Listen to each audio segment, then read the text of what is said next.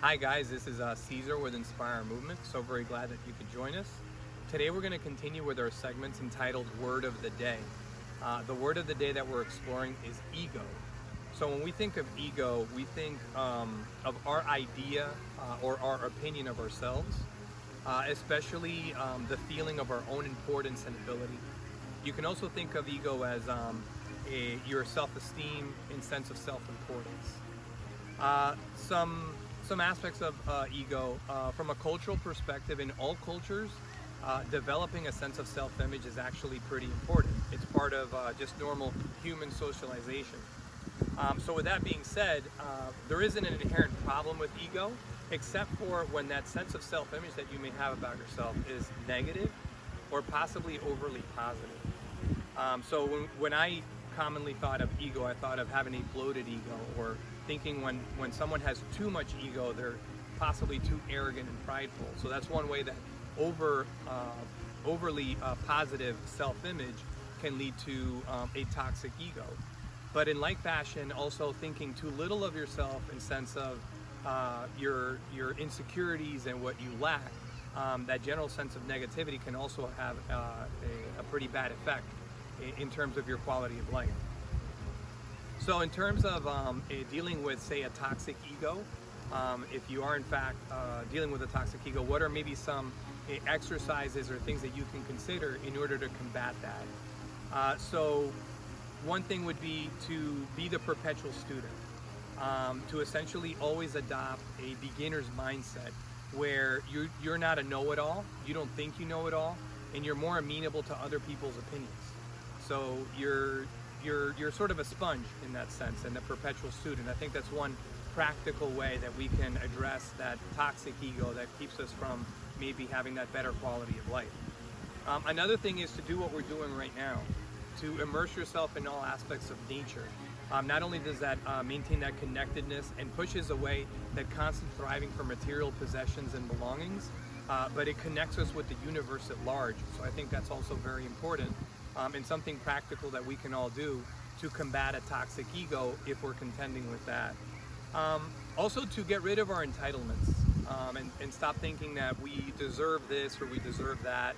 To be less about us, let's say, and more so about, again, the universe and humanity at large. That's something also very practical that we can use to keep our toxic ego down. Another thing is to focus on love. You know, when you think of hatred, for example, or those feelings of negativity towards someone, essentially it's the ego and holding on to those slights that sort of leads us into this exasperated sort of reaction towards others. But if we sort of handle ourselves in a sense of humility and focus on our loving nature, then we'll never really arrive at that hatred sort of sensation towards someone. So that's another practical thing that we can do. So keeping our egos at bay, it takes a lot of work, for sure. Some of the ways that we form and reinforce our egos is by using declarative thoughts, things that incorporate I or me. For example, I am smart. That's some sort of positive association to myself that's already creating that positive self-image and reinforcing that aspect of my ego.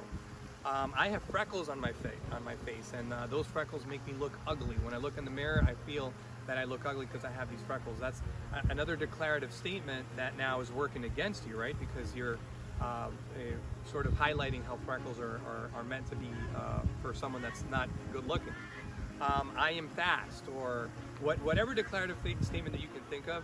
All those declarative statements either reinforce and build upon that ego that you're already dealing with. And it's a very abstract thing, right?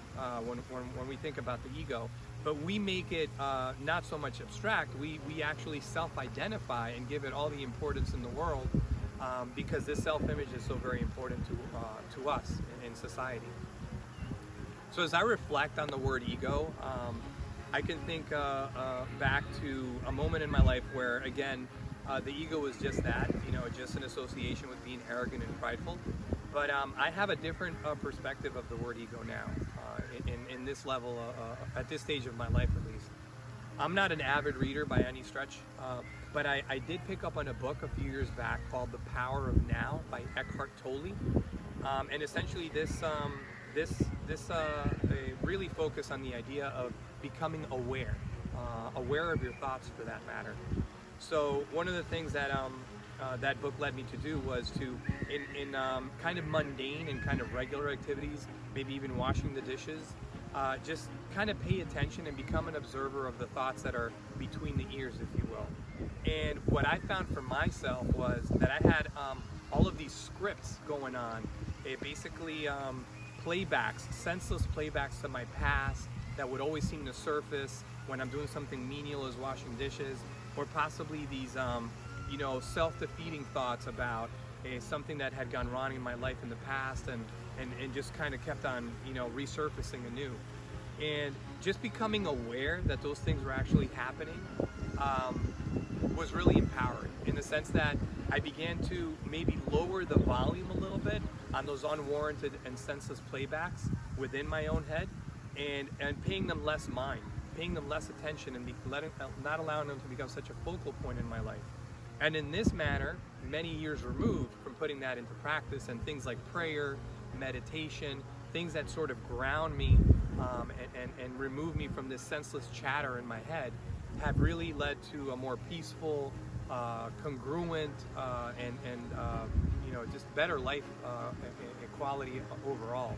So this is something that I hope that you can use as a tool, just to become, again, don't judge the thoughts that happen within your head, either in a positive way or a negative way, but just simply become an active audience to your thoughts, and you'll unearth some of those things that I'm bringing up to you right now that you may not want to really have as a focal point in your day-to-day life.